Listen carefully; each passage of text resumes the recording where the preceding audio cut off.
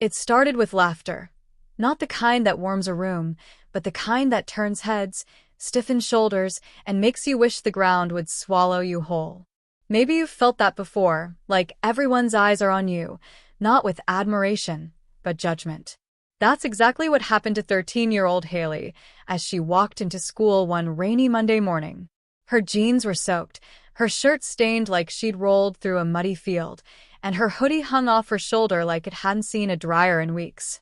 The whispers started before she even reached her locker. A group of kids nearby burst into laughter, not even trying to hide it. And just like that, she was the joke of the day, the punchline in everyone's Snap story. But here's the twist, and the reason you're here. The very next day, Haley's face was on the evening news. Not because of what she wore, but because of what she did. And by the time this video ends, you're going to find out why the same people who laughed at her were now begging to get her autograph. Now, before we dive in, I want to talk directly to you. Yes, you, whether you're watching this on your phone, scrolling in bed, or just clicked this out of curiosity. You're about to go on a journey that's going to make you feel a lot of things: frustration, disbelief, maybe even guilt. But most of all, you're going to feel inspired. Because this isn't just a story about a girl getting mocked for her clothes. It's about what you don't see on the surface. It's about the power of staying quiet when the world is loud, and how sometimes the smallest person in the room is carrying the biggest truth. And if you stick with me to the end, I promise you'll not only understand what made Haley headline-worthy, you'll remember her every time you see someone walking alone with their head down. So, let's break this down. Think back to when you were in school. Remember that one kid who always looked a little different? Maybe they wore the same hoodie for 3 days straight. Maybe their shoes were a little too worn out. Or maybe they just seemed off. You probably didn't know what their life was like after the final bell rang. And chances are most people didn't ask. That's where Haley's story begins. Not in front of a camera, but in the quiet corners of a school hallway where no one knew what she was going through. She didn't have a popular Instagram. She wasn't the lead in the school play. She was just invisible. Until she wasn't. And here's something you might not expect.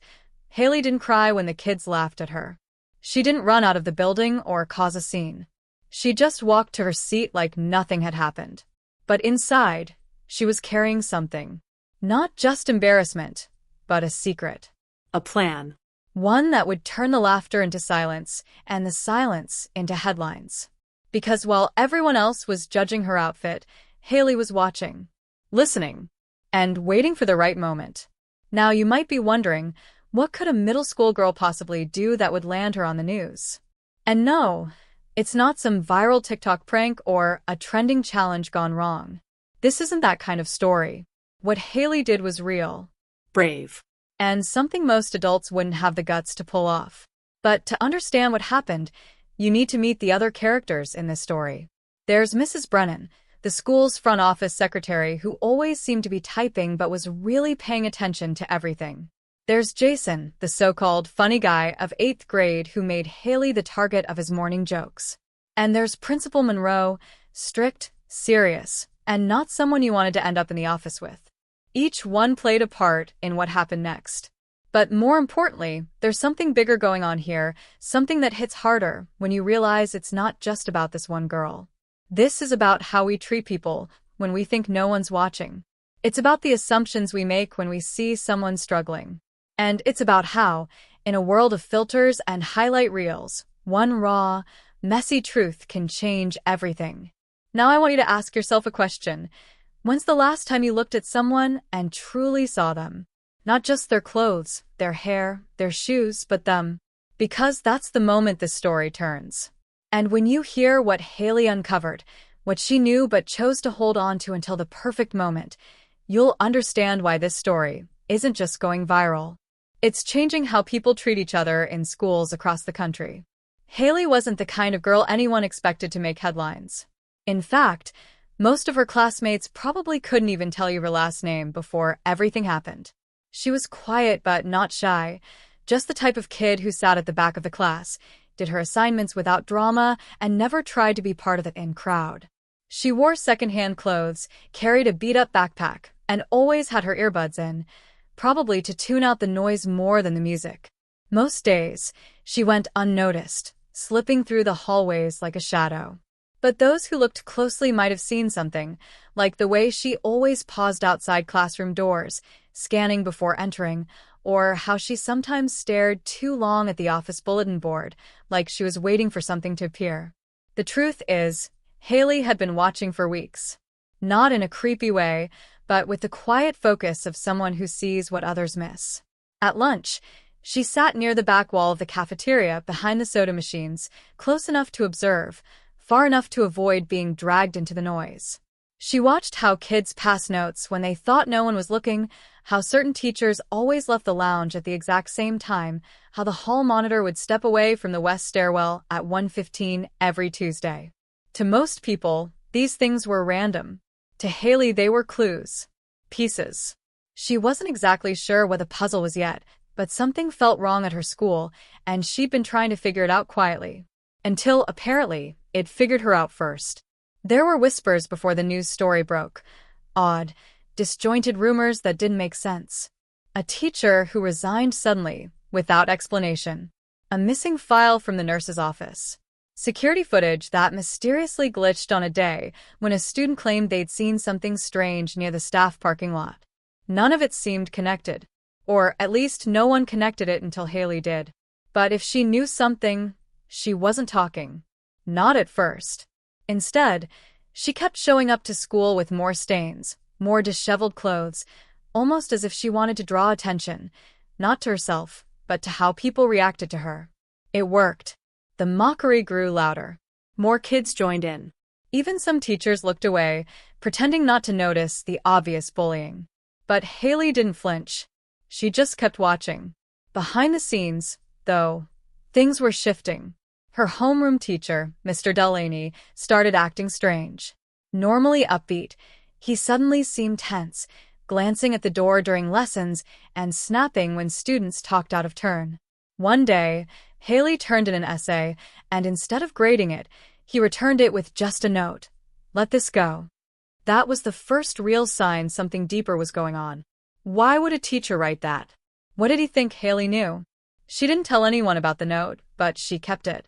Folded it twice, tucked it into the hidden zipper pocket of her backpack, and went on like everything was normal. But after that, she started writing things down. Patterns. Times. Names. And every night, she'd review it alone in her room, under a flickering desk lamp with a broken pull chain. Even her best friend, Maya, didn't know the full story. They'd grown up 2 houses apart and used to walk to school together, but lately, Haley kept pulling back. Maya would ask what was going on, why she looked tired, why she was being so secretive, but Haley always brushed it off with vague excuses. Just tired, she'd say. Or, it's nothing. Maya tried to believe her. She really did. But something about Haley's eyes had changed. They used to be warm, curious. Now, they looked like she was constantly bracing for impact. Still, she never broke. And maybe that's what made her different. Everyone saw the surface, a girl in dirty clothes, walking alone, an easy target. But no one realized she was playing a game none of them even knew existed. And then there was Jason, the ringleader of the lunchtime mockery, the loudest kid in every room. He wasn't cruel out of nowhere. He thrived on attention, and Haley's silence made her an easy stage. But lately, he'd been looking over his shoulder. Once, in the gym locker room, he caught Haley standing by his open backpack. She said she was just looking for something she dropped. Jason didn't buy it, but he didn't say anything either. That same day, his phone mysteriously reset, contacts wiped, history cleared. Coincidence? Maybe. But later that week, his locker jammed shut with someone else's combination on it. He started getting paranoid, asking friends if they noticed anything weird. But no one took him seriously. After all, this was Jason, the class clown. The last person anyone would believe if something serious were actually happening. Meanwhile, the school itself started changing. Lockdown drills became more frequent. Announcements about unauthorized visitors or technical issues crackled over the PA system more often than usual. Parents started asking questions, but the administration offered vague answers. Standard precautions. Routine checks. Nothing to worry about. But Haley knew better. She wasn't just seeing the symptoms. She was getting closer to the source. And someone else knew she was. That's when the envelope showed up. No name. No return address. Just a plain manila envelope left inside Haley's locker. Inside it was a single USB stick and a message written in sharp black ink. If you say anything, they'll know it was you. No signature. No hint of who sent it. But Haley's hands shook when she read it, not because she was scared, but because she'd been expecting it. She slipped the drive into her pocket and walked out like nothing had happened. But that night, she stayed up past midnight, staring at her laptop, trying to decide whether to open it. This is where the questions start stacking up. Who sent the envelope? What's on the drive? Why did Mr. Delaney tell her to stop digging? And why was Jason, the loudmouth, suddenly so nervous around her? At this point, Haley was the only thread connecting all of it, but the more she pulled, the more tangled everything became. Maybe it was just a student prank gone too far. Or maybe someone was trying to cover their tracks. The nurse's office, the security glitches, the missing files, it could all be coincidence. Or it could be connected by something deeper. Something dangerous. The real question is, was Haley just a curious kid who stumbled onto something too big? Or was she part of it from the beginning? The night Haley finally opened the USB drive, she made sure every light in her room was off except for the dim blue glow of her screen. Her fingers hovered over the trackpad, her heart thudding louder with each second. When the folder opened, she didn't find what she expected. No shocking photos, no secret audio recordings. Instead, it was just a series of documents, all labeled with student ID numbers and strange timestamps. At first glance, it looked like boring data, nothing that would explain the paranoia or the anonymous threat. But as she dug deeper, she noticed something odd. Several of the files had the same location reference in the metadata, an unused utility room in the school basement, long since locked and forgotten. The timestamps? All late at night, long after students and staff should have been gone. And then one file froze her in place. It had her name on it, her full name, and a short note attached. Observed entering restricted area. Possibly aware. That was the moment Haley realized she wasn't just watching. She was being watched, too. The next day at school, things felt different. Not visibly. No one confronted her, and no new rumors seemed to be circulating, but there was an undeniable shift in the air. The security officer, Mr. Langdon, who usually sat half asleep in the front lobby, suddenly greeted her by name, his voice just a little too smooth, like he was pretending he hadn't been warned. Maya, her best friend, seemed distant too. She didn't sit with Haley at lunch, didn't reply to her text that night, and when they passed in the hall, Maya's eyes flickered away too quickly. That's when it hit Haley, someone else might know what she'd found. And they weren't just watching her. They were isolating her, piece by piece. Determined not to let fear take over, Haley decided to go to the basement. It was risky, students weren't allowed past the main maintenance hall, but she figured she had one shot at finding the room listed in those files. She waited until just after the last bell, slipped past the janitor's office, and crept down the concrete stairs to the lower level. The hallway smelled like rust and mold, and the overhead lights buzzed faintly, barely illuminating the chipped linoleum tiles. She found the room exactly where the data had said it would be, behind a panel marked "Electrical, Authorized Staff Only." It looked sealed shut with a heavy latch, but to her surprise, it wasn't locked, just wedged closed with an old chair leg jammed between the handle and the wall. Inside, it was pitch dark. Her phone flashlight flickered weakly as she stepped over loose wires and dusty storage boxes. Then she saw it.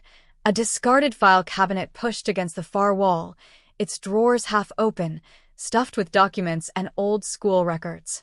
She started sorting through the papers, trying to make sense of it all. Student discipline forms, incident reports, faculty complaints, all handwritten and oddly redacted with thick black ink.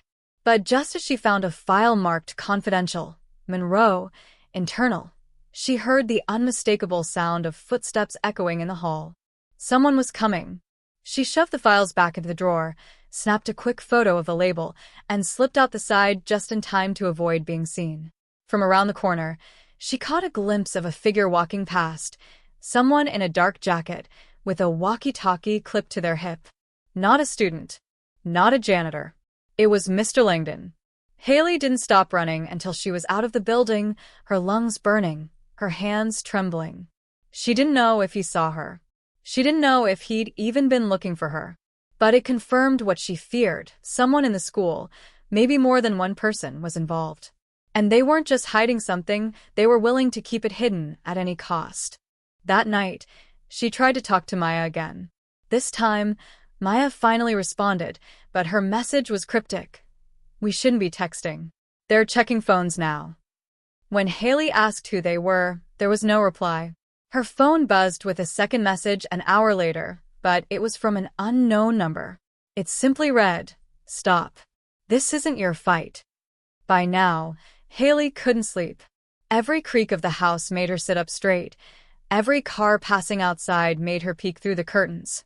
But fear wasn't what stopped her. It was the growing certainty that whatever she was uncovering went beyond her.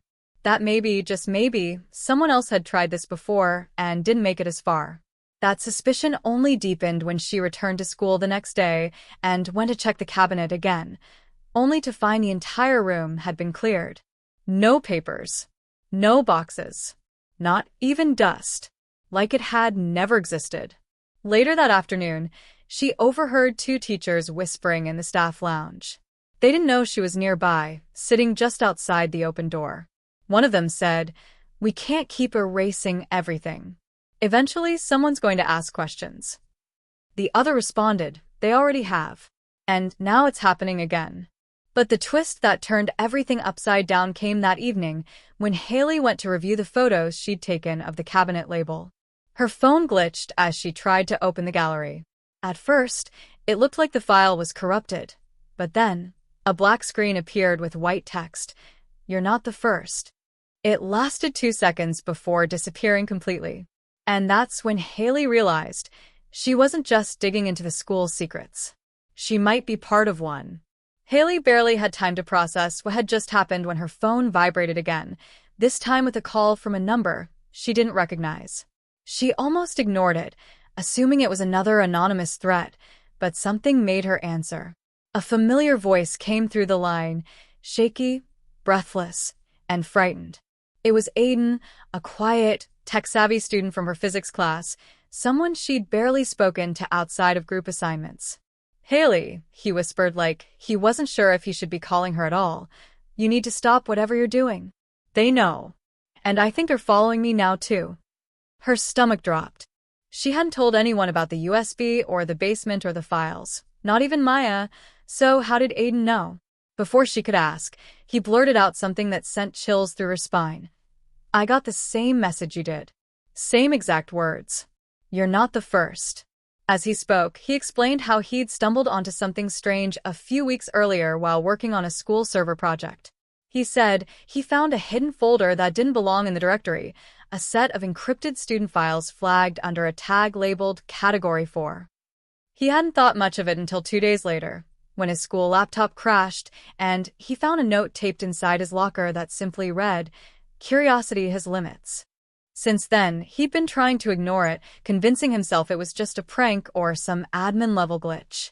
But when he heard about what happened to Haley, the way she'd been mocked, then appeared on the local news for reasons no one could explain, he realized something bigger was going on. Aiden confessed he thought the news story was a cover-up, something put together to make her look like a random viral sensation, when really it was meant to distract attention from what she'd found. Haley didn't know whether to trust him, but deep down, she felt something shift. Aiden's experience mirrored hers too closely to be coincidence, and the fact that someone had gone to such lengths to silence him, and now possibly her, meant that this was no longer about her being in the wrong place at the wrong time. It was starting to look like certain students had been deliberately monitored, categorized, and perhaps even manipulated without ever realizing it. But the question that haunted her now was, why? What was so dangerous about curiosity that it warranted warnings, deleted files, and constant surveillance? The next morning, things took a darker turn. Maya finally talked to Haley in person, pulling her into a deserted hallway before first period. Her face was pale, her voice tense. "I tried to warn you," she said, her eyes darting to make sure no one was around. "You shouldn't have gone into that room." When Haley pressed her for answers, Maya reluctantly admitted that she'd once been called to a strange after-school meeting in the counselor's office last year. It wasn't a punishment or a wellness check. Instead, they asked her a series of bizarre questions about her friends, her interests, her dreams, even whether she'd ever felt out of place. Then they made her sign a non-disclosure form, something no high school student should ever have to do. They said it was for a mentorship program, Maya explained, but after that, weird things started happening. "I kept seeing the same faces around campus, people who weren't students. I started getting headaches every time I walked near the admin wing. And then, I stopped asking questions." What made Haley freeze was that everything Maya described matched what she'd been experiencing, right down to the pressure behind her eyes when she passed the third-floor offices. Suddenly, the dots started connecting in ways she couldn't explain but couldn't ignore either. There was something about the school itself, about certain students being selected, flagged, or altered in ways that didn't seem natural. And if Maya had tried to distance herself from Haley lately, maybe it wasn't fear. Maybe it was protection. But just when they began to share theories, a new twist hit them hard. That afternoon, an emergency school-wide assembly was announced. Everyone was required to attend. No one knew why. Students filed into the auditorium with low murmurs and buzzing nerves, and Haley, Aiden, and Maya sat together in tense silence. A man none of them recognized stepped onto the stage. He wasn't part of the faculty. No badge, no ID. Just a perfectly fitted black suit, clean-cut hair, and an unsettling calmness. He introduced himself as Mr. Reynolds, part of the district's Advanced Innovation Oversight team, and claimed he was there to speak about a new educational initiative launching in select schools across the country, one that leveraged behavioral analytics and predictive intelligence. But something about the way he kept looking at her, directly at Haley, made her blood run cold. She glanced at Aiden, who was already staring back at her, equally disturbed. This wasn't a coincidence. They were being watched, studied, maybe even tested. The whole school felt like a lab now, and they were no longer students. They were subjects. As the assembly ended and the crowd began to file out, Haley's phone buzzed with a single new notification. It was a photo. No caption. No context.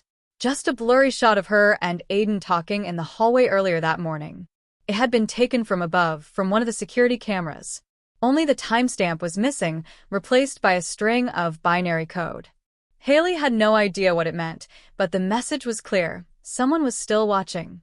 And they were getting closer. That night, long after Haley had left the auditorium and pretended everything was fine, the creeping sensation in her chest refused to settle.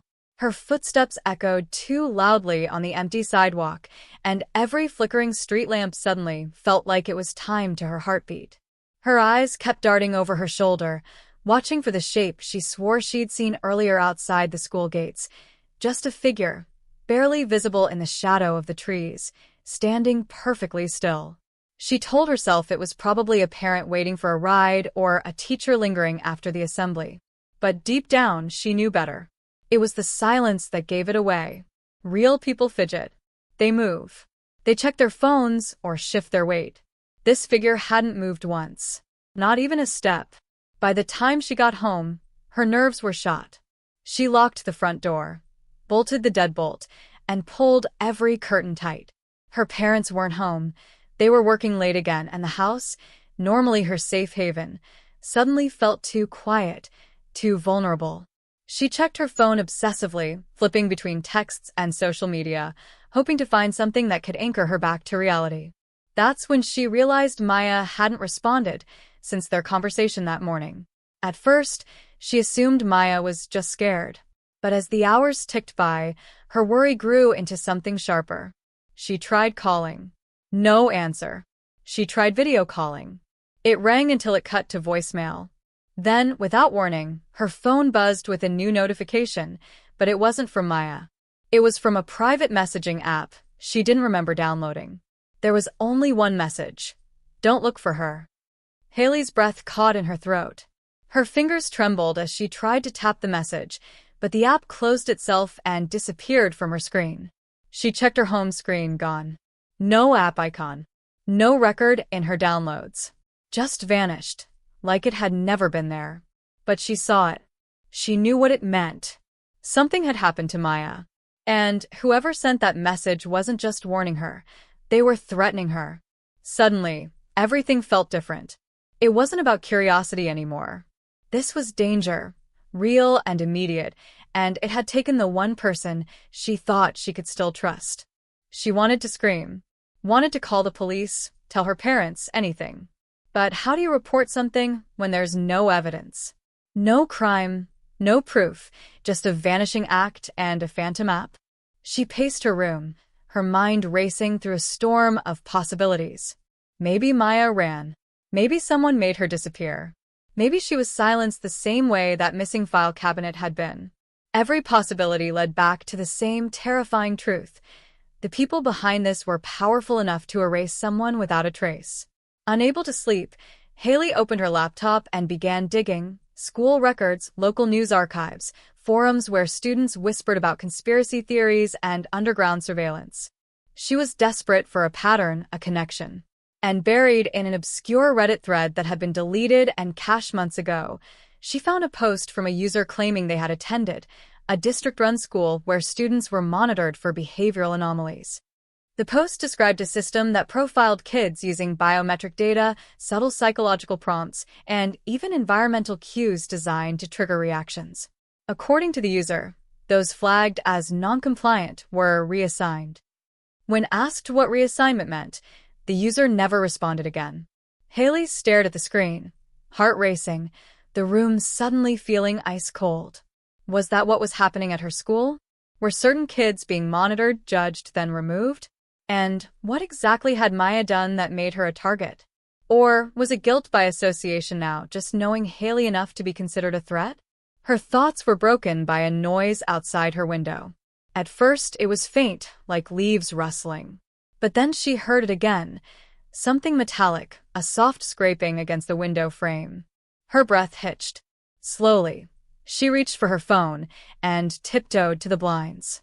Carefully, she pulled one slat open just an inch and froze. Someone was standing in her backyard. Not moving, not looking in, just waiting. She dropped the blinds and stumbled backward, grabbing her phone with shaking hands. She dialed 911, but before it could connect, the screen went black. Not just the phone, everything. The power in the house went out. Every light, every outlet. Her laptop snapped shut with a loud click, and the hum of electricity vanished, leaving her in suffocating silence. Then, in the pitch black of her room, the screen of her dead phone flickered back to life on its own. No unlock screen. No apps. Just one message glowing white against the black. You were warned. Haley couldn't move. Her throat closed up with fear, and her mind spiraled through the worst-case scenarios. This wasn't just intimidation anymore. It was control. These people, whoever they were, had the ability to invade her home, shut down her power, manipulate her devices. They were inside her life in a way she didn't understand. And now, with Maya gone and the school tightening its grip, Haley realized the truth she'd been avoiding. This wasn't about uncovering the mystery anymore. It was about surviving it. And in that moment, she knew whatever this was, whatever game they were playing, she'd already stepped too far in to turn back. The next morning, sunlight streamed through Haley's window like nothing had happened. Her phone, now fully functional, buzzed with notifications from friends wondering why she hadn't responded to texts. The electricity was back. Her parents were home, sipping coffee and chatting about work like it was any other day. For a moment, she questioned if she had imagined it all. The figure in the backyard, the power outage, the eerie message. But then she saw the faint outline of a shoe print in the dirt outside her window. Not hers. Not her parents'. Someone had definitely been there. And as she turned to pick up her phone from the nightstand, she noticed something even more chilling. A new photo had appeared in her gallery overnight. One she hadn't taken. It was a screenshot of her, sitting at her desk last night, laptop open, illuminated only by the glow of her screen. The angle wasn't from her webcam, it was from across the room. From inside, That photo changed everything. Suddenly, it wasn't just about Maya or even the school anymore. This was bigger, darker, and far more personal. Someone had been in her room, watching her, documenting her, and they had access to her devices in a way that felt almost surgical. But why? Why her? She hadn't broken any rules. She hadn't done anything special.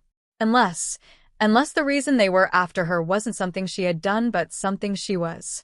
With no choice but to confront the only other person who might understand, Haley rushed to school and found Mr. Caldwell, the quiet and nervous IT technician who'd always seemed too anxious for his own good. She cornered him outside the staff lounge and, voice trembling, told him everything: Maya's disappearance, the deleted message, the nighttime visitor, the screenshot. His face drained of color. He pulled her into an empty classroom, shut the door, and locked it.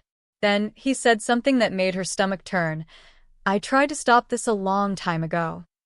According to Caldwell, the school wasn't just a place of learning. It was part of a silent pilot program funded by a private tech conglomerate working in tandem with local government agencies. On paper, it was about enhancing education using predictive algorithms, student profiling, and behavioral optimization. But in reality, it had grown into something far more invasive. Hidden within the school's Wi-Fi system and digital infrastructure was a surveillance program that collected behavioral data on students, identifying those who were unpredictable, resistant, or emotionally volatile. These students were flagged as liabilities, risks to the school's public image and broader societal control systems. And once flagged, the system began taking steps to neutralize the noise. Caldwell had discovered the backdoor years ago when updating the school servers. He found logs, encrypted files, and detailed psychological reports, some stretching back to when students were in elementary school. He tried reporting it to the school board, but the next day, he was mysteriously demoted and placed on performance review. That's when he realized the corruption ran deeper than he thought. He'd been too afraid to dig further. But Haley, unknowingly, had become the system's most dangerous threat. She was unpredictable, a variable they hadn't planned for. The viral video had just been the trigger. But then Caldwell dropped the bombshell. Maya hadn't disappeared. She was taken out of the program manually. Not removed physically, but digitally erased. Caldwell had seen it happen before. Students deleted from rosters, wiped from attendance logs, their email accounts deactivated, their families sent away quietly under the guise of relocation or disciplinary action. The Maya Haley knew no longer existed in the system. She'd been ghosted, like she'd never attended school there at all. But Caldwell added something else, something that didn't make sense at first. "You weren't flagged until last week. The trigger wasn't the stains, Haley. It was your mother." That stopped her cold. Haley's mom? The same mom who worked late shifts at the hospital and was too tired to attend PTA meetings, let alone run afoul of some hidden tech surveillance agenda? Caldwell explained that the program didn't just monitor students. It cross-referenced family histories, employment backgrounds, political affiliations, and digital behavior. Her mother had been involved in a class action lawsuit against a private tech company over patient data privacy years ago, a case that was buried and forgotten after it was mysteriously dropped. That company? The same one funding the school's digital infrastructure now. In that moment, the mystery twisted again. This wasn't just about Haley or Maya. It was generational. A slow, methodical effort to erase voices that challenged control. Haley's mother had once tried to expose them. Now, they were going after her daughter. And Haley, completely unaware, had stepped right into the center of it. Before she could even process it all, Caldwell froze. His eyes locked on something behind Haley. She turned just in time to see Principal Alden standing in the doorway, smiling, but it wasn't the friendly smile. It was the kind of smile that knew every secret you'd just spilled. "We've been looking for you, Haley," he said calmly, as two unfamiliar men in dark suits appeared behind him. "It's time we had a real conversation." And just like that, everything Haley thought she understood shattered once again. Because now, the people she'd trusted the most, the ones meant to protect her, were standing with the very system that wanted to erase her. Haley stood frozen in that classroom, her heart thundering in her chest, as Principal Alden's words echoed through the silence like a slow, deliberate threat dressed in civility. Caldwell had gone pale, practically shrinking behind her, and the two men in suits now flanking the doorway had the kind of stillness that didn't come from casual curiosity. It came from training. This wasn't just a disciplinary meeting. This was an intervention. A shutdown. A silencing. Principal Alden's smile didn't waver, but his eyes were ice-cold and calculating, as if this entire moment had been rehearsed long before Haley even became aware of what was happening. And in that second, she knew whatever illusion of choice she thought she had, it was gone. Or, at least, that's what they wanted her to believe. Without waiting for a response, the two men stepped forward. One placed a hand on Haley's shoulder, firm but not violent, yet the pressure behind it made it clear. Resist, and it'll get worse. Caldwell tried to intervene, but Alden simply held up a hand. "We'll take it from here," he said, as if Haley wasn't even in the room. She felt her body move, legs numb and shaking, as they guided her through the hallway toward the administrative wing, past students who barely looked up from their phones, oblivious to the fact that one of their own was being erased in plain sight. Inside a stark office lit only by a buzzing fluorescent light, Haley was presented with a single folder. No labels. No markings. Just a thick, worn manila envelope. One of the men opened it and slid the contents toward her across the table. Inside were photos, dozens of them. Screenshots, surveillance stills, chat logs. Her face. Her locker. Her browser history. Even conversations with her mom, screen-grabbed from a supposedly encrypted family app. And then the kicker, a digital agreement. It looked like a standard behavior contract, something you'd sign for too many tardies or missed assignments. But the fine print was anything but ordinary. It was a non-disclosure agreement, binding, permanent, and disturbingly specific. She would be allowed to continue attending school, but only if she agreed to never speak about the incident again. No questions, no digging, no more contact with Caldwell or anyone under review. Sign it, and they'd restore her digital presence, reverse the flags, even offer a scholarship. But refuse and she'd be withdrawn. Same as Maya. No explanation to her parents, no record in school databases, no digital trace. Just gone. Haley stared at the page, her hands trembling, throat dry. It wasn't just a decision about school anymore. It was about identity, autonomy, and whether she'd accept being controlled or take the risk of disappearing altogether. It wasn't a fair choice. It wasn't even a real one. And then Alden said something that nearly broke her. "Your mother already signed one of these years ago. She was one of the first." That sentence landed like a brick. Her mother, the same woman who had taught her to speak up, to fight for what's right, who had stood outside hospitals demanding fair patient treatment, had signed away her own voice to protect her family. Had she done it willingly? Or under pressure like this? Haley's image of her mother cracked in that moment, not out of betrayal, but out of heartbreak. She didn't sign the paper. She asked to speak to her mom. They let her go home that night, surprisingly without escort, though she knew the illusion of freedom was paper-thin. Surveillance didn't need guards when it had data. When she got home, the air between her and her mother felt heavy, like both of them had been walking around carrying secrets neither knew how to explain. Haley brought it up quietly, cautiously, not as an accusation but as a question laced with pain. Her mother looked at her for a long time before sitting down at the kitchen table and burying her face in her hands. And then, in a soft, cracked voice, she admitted it. Yes, she had signed. Yes, she had known. She had once believed she was protecting Haley from a system too big to fight. The lawsuit she was part of years ago? It had uncovered the same corporation's plans to integrate health data into school algorithms, tracking children before they even hit puberty, flagging deviant patterns, and profiling families for non-compliant behavior. When the case gained traction, she was offered a quiet settlement and a warning. Sign, relocate, disappear, or risk everything. She chose survival. She chose Haley. And now, years later, the very system she tried to shield her daughter from had found its way back to their doorstep. She wept as she admitted it wasn't just her fight anymore. It had never stopped. It had only gone underground. That night, as Haley lay awake in bed, her mind raced with thoughts not just of what she had uncovered, but of the price of knowing. Every truth came with consequences. Every decision narrowed her path. And now, she was being forced to make the kind of choice that no teenager should ever have to face. Stay silent and live a lie, or speak the truth and risk becoming another name whispered among the erased.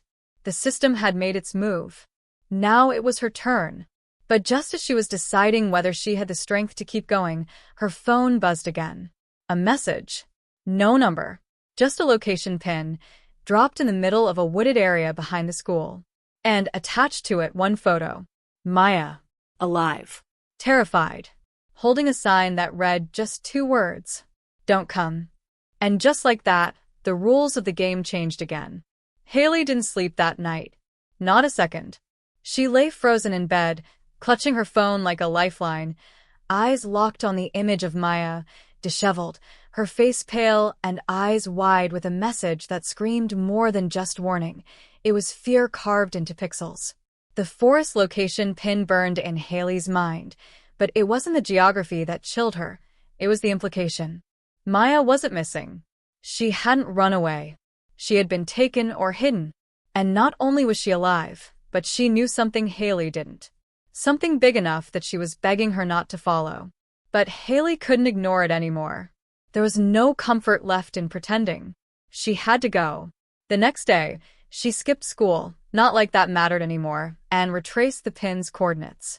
It led her to a rundown nature trail miles from town, a place where the overgrown trees swallowed sound and cell service vanished like mist. She moved cautiously, every crack of a branch sending her nerves into overdrive, until she reached a clearing where something didn't feel right. The quiet was too deep, too perfect.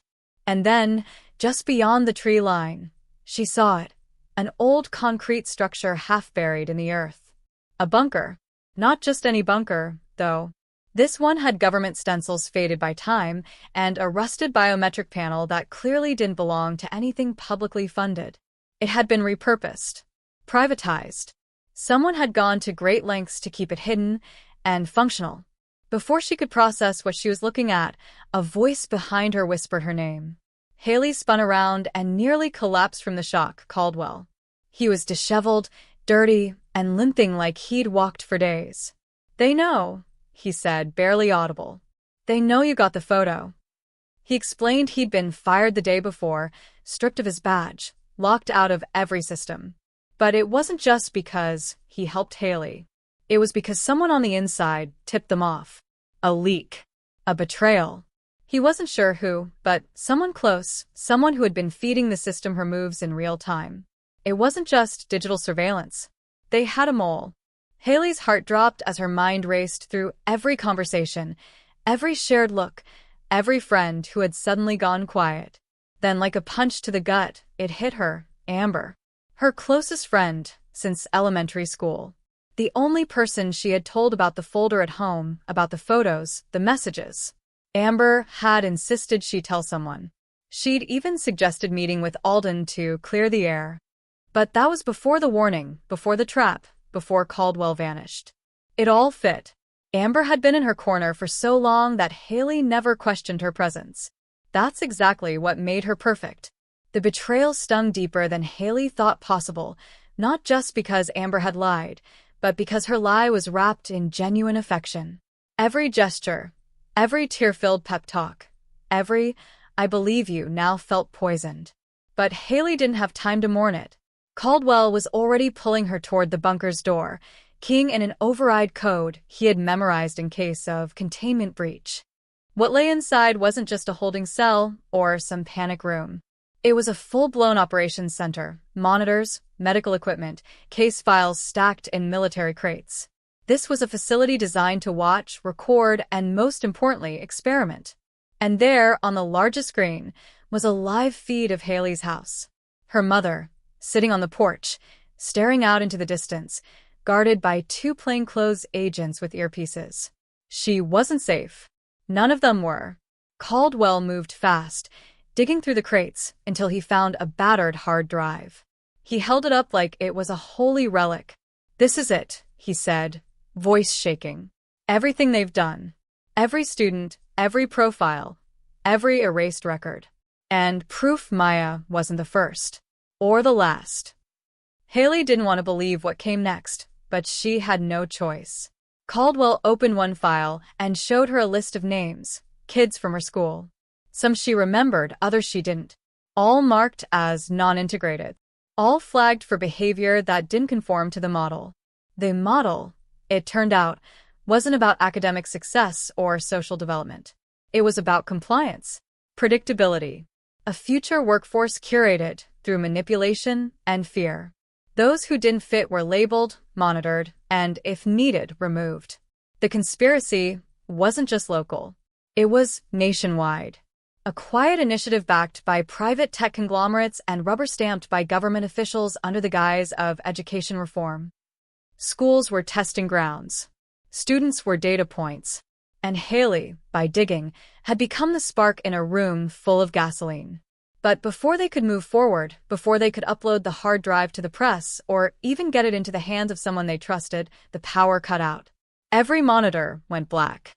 And then the bunker door slammed shut. They weren't alone. The darkness inside the bunker was absolute, thick with tension and the scent of cold concrete.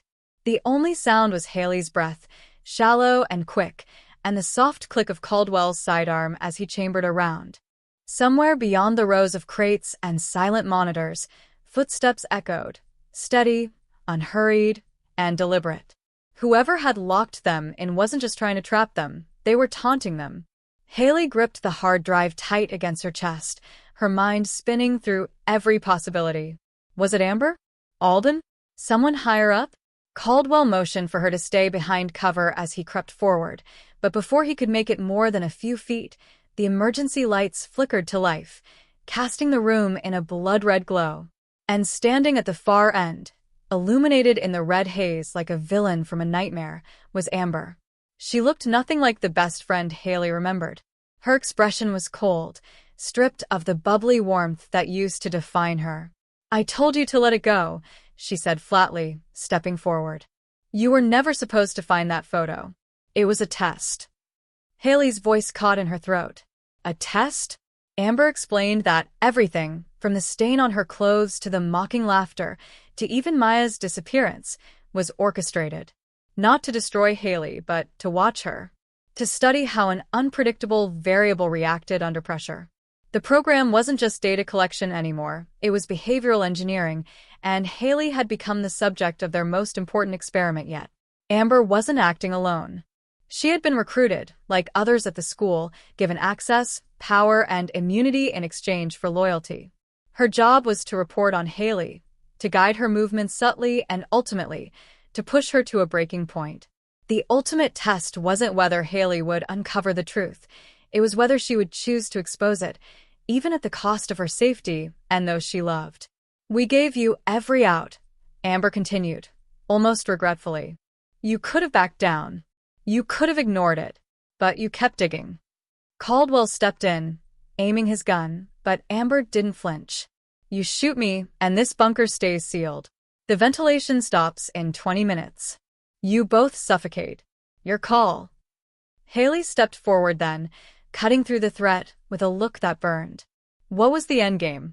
Just watch me die for your report." Amber's lips curled slightly, not in malice, but in something eerily close to admiration. "No." "The endgame is what happens when the experiment realizes it's in control."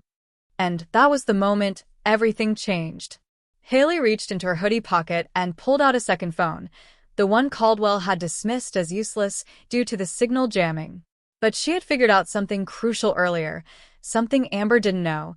The jamming wasn't universal. It only blocked outgoing signals from known devices. This burner, given to her by her father weeks ago for emergencies, had never been registered. Haley had left it powered on, recording audio the entire time. She hit the upload command, and a faint green light confirmed that it had successfully connected to an emergency satellite ping. Amber lunged too late. The audio, her confession, the explanation, every word, was already uploading to an anonymous drop server, rigged to mirror across social platforms and news outlets using a failsafe Caldwell had set up weeks ago in case he went dark. "Congratulations," Haley whispered. "You just gave your final interview." Amber froze, and for the first time, the cracks showed in her composure. She wasn't the one in control anymore. Caldwell grabbed the manual override and, with Amber's access card now useless, smashed the circuit lock. The doors shuddered open, but as they stepped into the daylight, gasping at the rush of air, they weren't met by sirens or helicopters or a cheering public. Instead, a black SUV pulled up slowly, and Alden stepped out. He looked calm, unbothered, as though he'd expected this outcome all along. "Smart girl," he said to Haley. "Smarter than we gave you credit for." But the smile never reached his eyes. "Too bad you didn't think about what happens next." He raised his hand, and behind him, more SUVs emerged from the tree line. But then another twist. A screech of tires, and two news vans came barreling down the path from the opposite direction, followed by a dozen camera crews. The burner upload had worked faster than anyone predicted. Haley's story was already viral. #Hidden Files, #StainTruth, and #The Haley Leak were trending across every major platform. The media had arrived, and they were live. Haley stepped in front of Alden and held the hard drive aloft like a weapon. "Smile," she said. "You're trending." Alden's face tightened, and for a brief second, the entire conspiracy stood exposed in the harsh, honest light of the cameras. But even as the truth poured out into the world, Haley knew it wasn't over. She and Caldwell were quickly swept into protective custody as the media storm exploded around them, but not everyone was caught. Amber vanished. Alden was taken in, but with the kind of connections that meant he'd likely walk again. And though the program had been exposed, there were still files missing. Still pieces unaccounted for. Haley had survived the experiment. But the system that created it? That beast was still breathing. And in the final moments, as she sat in a secure facility watching the chaos unfold on national TV, her phone buzzed with one last anonymous message. "You passed." Now it really begins. Weeks had passed since the nation watched Haley's story unfold live on every major streaming platform, YouTube Reel, and late-night breaking news segment. What began as a moment of humiliation in a school hallway had triggered a domino effect that exposed an underground behavioral experiment, systemic manipulation, and the misuse of emerging surveillance technologies. The hashtags hadn't stopped trending. #The Haley Leak had become a rallying cry, a movement for transparency and youth protection, and thousands of students from across the country began coming forward with eerily similar stories, confirming that what Haley uncovered wasn't an isolated test, but the tip of a chilling iceberg. But even in the flood of support and public outcry, Haley's life didn't return to normal. It transformed into something altogether different, both burdened and empowered by truth. She'd been relocated for her safety, granted anonymity under a program designed for whistleblowers, though everyone knew her face now. For the first time in her life, the stains people once mocked her for had become symbols of bravery, defiance, and the refusal to be silenced. She didn't want to be a hero, but the world had decided she was one anyway. Interviews flooded in, podcasts begged for her voice, and YouTube channels ran expose after expose dissecting every detail of her footage. And yet, in the quiet of night, she still woke up wondering if Amber was out there, watching. If Alden, or someone even higher up, had slipped through the cracks unnoticed, already working on the next phase of the program under a different name and a new disguise. Even though she had stopped one layer of the machine, she knew deeper systems were still turning in the background. What haunted her more than anything was the photo. The one that started it all, the blurry image of a girl who looked just like her standing next to a woman she never remembered meeting. A forensic analyst later confirmed the photo wasn't doctored. It was real, but the identity of the woman remained unknown. Government records turned up nothing. AI-enhanced facial recognition offered possible matches, but no confirmations. And Maya, who had re-emerged in the public eye following the leak, admitted under protection that the image had been used as a test trigger, a psychological seed planted to provoke curiosity and drive action. But the chilling part? She said she'd seen that woman too. Not in person, but in her dreams, long before the program ever chose them. It was the kind of revelation that gave Haley more questions than answers. Who had planted the photo? Was it fabricated to manipulate her journey, or had it been a breadcrumb left behind by someone trying to warn her from within? Despite the open-ended shadows, Haley began to heal. Not in the traditional sense, but in the way survivors do when they've faced monsters and lived to name them. She began speaking at schools under heavy protection, sharing her experience not as a cautionary tale, but as a call to stay alert, to question what's shown, and to listen to your instincts even when no one else does. Caldwell resigned quietly from his position in internal investigations and started a civilian watchdog nonprofit focused on data privacy. The two stayed in contact, their bond forged through survival, though neither ever truly admitted how deeply the experience had changed them. Haley's father, once distant and preoccupied, became her biggest ally, spending nights studying surveillance loopholes and helping her piece together documents they hadn't yet released publicly. Together, they'd started compiling a digital archive, one that could be shared if anything ever happened again. But even with the safeguards, the movement, and the momentum, a quiet tension remained, because just when the world thought the story was over, a new clue arrived. Delivered in a plain manila envelope with no return address, it contained a single photo. It was the same one that started everything, but this time, there was a date scribbled in the corner. A date 2 years in the future. Haley stared at it for a long time, the edges of her reality blurring again. Was it a warning? A threat? Or a breadcrumb from someone still trying to help? No return address, no fingerprints, no metadata. Just a silent message that whispered one truth louder than all the others. It wasn't over. And as she stood looking out over a new city skyline, far from the school hallway where it all began, she realized something that would stay with her forever. The stain wasn't a mark of shame. It was the beginning of clarity. A symbol that sometimes the things people ridicule or dismiss are the very things that lead to the truth. That behind the mockery, the algorithms, and the noise, there's always a signal, waiting to be found by someone brave enough to look deeper. So when people ask her what really happened, she doesn't give them a clean ending. She tells them the truth, that the world is built on layers, and not every secret wants to stay hidden. That sometimes the real villains wear smiles, and the real heroes start out in secondhand clothes, stained and overlooked.